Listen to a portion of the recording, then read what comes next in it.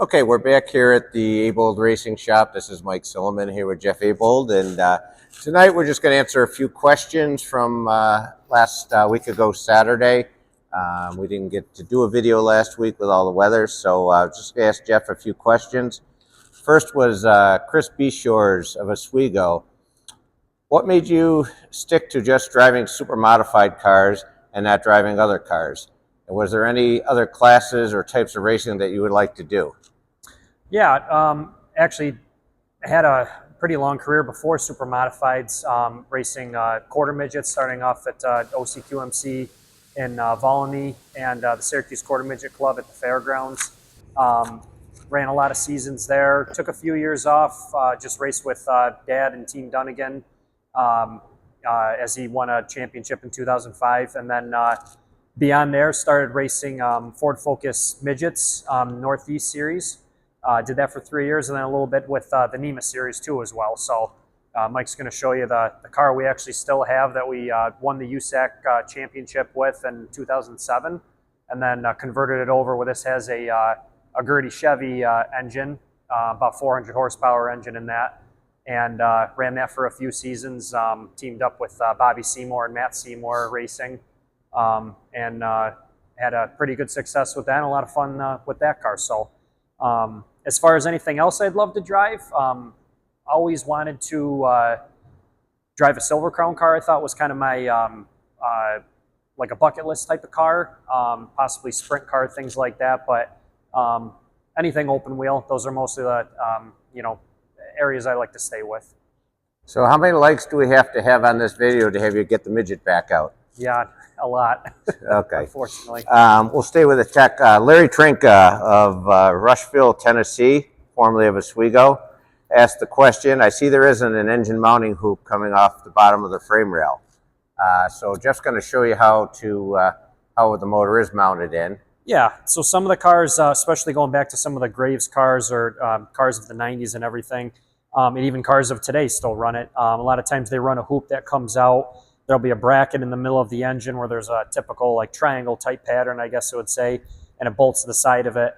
Usually they run a rear motor plate and then use that bracket to mount to it. We do it a little bit differently. We run a rear motor plate. We also run a front motor plate that attaches to the block. Just a way that we've done it with this car when we kind of decided it was the best way for us to package it and do that.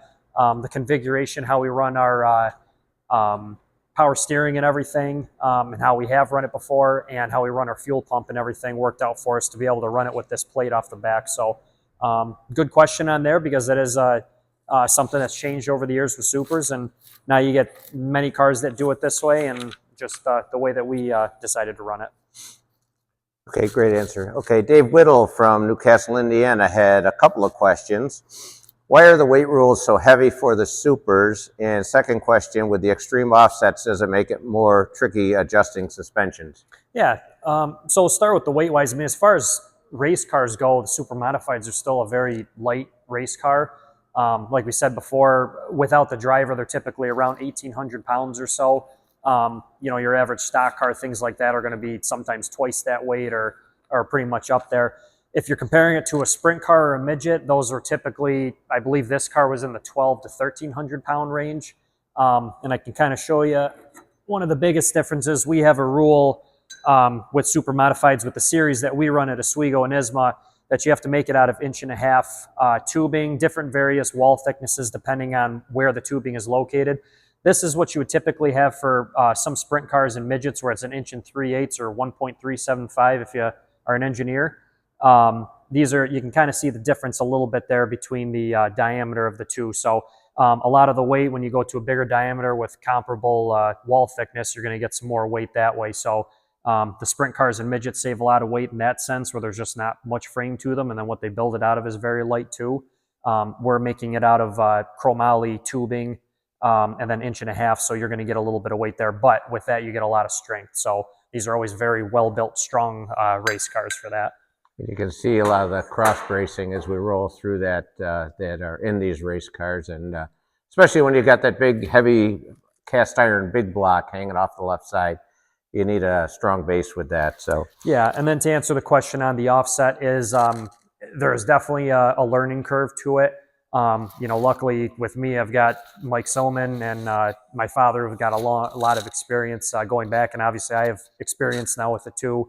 Offset race car, a 67% plus or minus car with that is a big difference from a street car, anything where you're going to be around 50% left side weight, right side weight. So yeah, there's a lot to try to figure out there. Different size tires, both sides, everything like that. There's a lot that goes into it. Even comparatively to the midget and everything, which is a pretty straight line, everything in line car, a little bit of offset to it.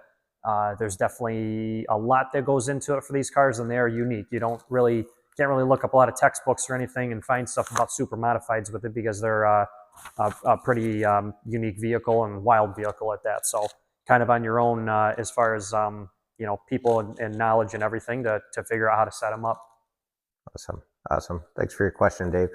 Okay, Jimmy Cronk, longtime Didero crewman here at Oswego, and he had a couple of questions. Well, number one was, do you and your dad have any fiberglass ideas for the new car? Yeah, and I can kind of show you too what goes into that. Hopefully, we'll see if time allows us on the new car to do some fiberglass work. It is a very time-consuming process, unfortunately.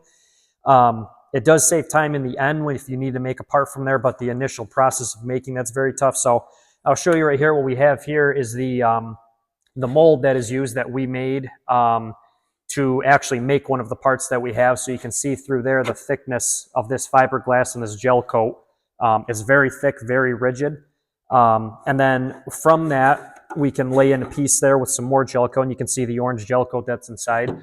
Lay in some thinner fiberglass with some thinner gel coat, go through there, a few less layers and everything, and then from there we can actually make the piece that we have. So in order to make this mold, you make what's called a plug, and that is the initial design and shape of everything. Build the mold off that, and then from the mold you make your piece. So every piece of fiberglass that we have, which is our hood, our nose, the tail piece that we have, some other various pieces we've had throughout the years, each one has that same process to it, basically. Great. And then the second question was, what is the minimum and maximum wheelbase allowed at Oswego? And is there a difference between the new and the old car? Yeah, the maximum is 100 inches, 100-inch wheelbase, and minimum is 90 inches. So all the Supers that you see up there are somewhere in between there. I'm sure most cars are kind of well all over the place. A lot of times the rule of thumb is a short track car usually can go with a smaller wheelbase, and something when you're running a big track, you're usually going to go with a little bit larger wheelbase for various reasons. So is there any difference between the cars? Maybe. We'll see. Some of the stuff we're still kind of figuring out and changing and designing on the new car, so we'll see. Awesome. And then Matt Murray and Ryan Porter both pretty much had the same question. When you get both cars ready, is there any chance that your dad will strap back in and run a few races? Well, yeah, we're going to let your mom answer this, but there's kids watching. I was going to say, yeah, probably not. She probably won't want to hear anything with that. Well, might have to get him on the camera sometime, and maybe we can ask him and see how he answers it. And like you said, maybe we'll keep mom away from the microphone, because I know what her answer would be, and it probably won't be family friendly. Yeah, probably not. But he's a great crew chief, and he was a great driver, and we need him more off the track than we do on the track, because frankly, I wouldn't want to have to race against him. So that's true. So last one, and this was from Robbie Lemieux, formerly of Ipswich, Massachusetts, now living in Georgetown, PA. He was asking, has Mike ever been to Johnny Angel's in Sandusky? Which rumor has it I have, but who knows? But if anybody wants, Johnny Angel's was a great place to hang out. It was a 50s bar back in the late 80s, early to mid 90s, where all the teams would go, and we always had a really good time. But the reason I bring that up is, this year we won't be going to Sandusky anymore. And Sandusky has a lot of great memories for the Abold racing team. Pat won his first ISMA feature ever in the 92 Sandusky Classic. He won it again in 2005. Jeff completed the Triple Crown out there by winning in 2023, winning his first Sandusky High Miler. Yeah, I better call it High Miler so Will Patterson doesn't come after me. But yeah, it is the High Miler Nationals at Sandusky. But Jeff, what's your thoughts about we're not going there anymore?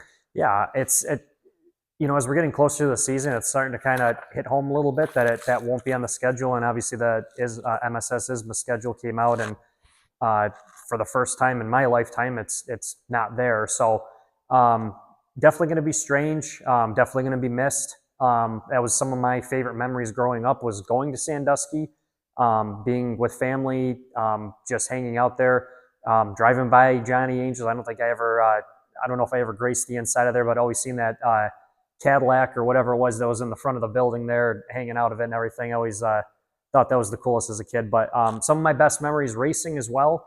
Got an ISMA win there when we first won in a Fast 40.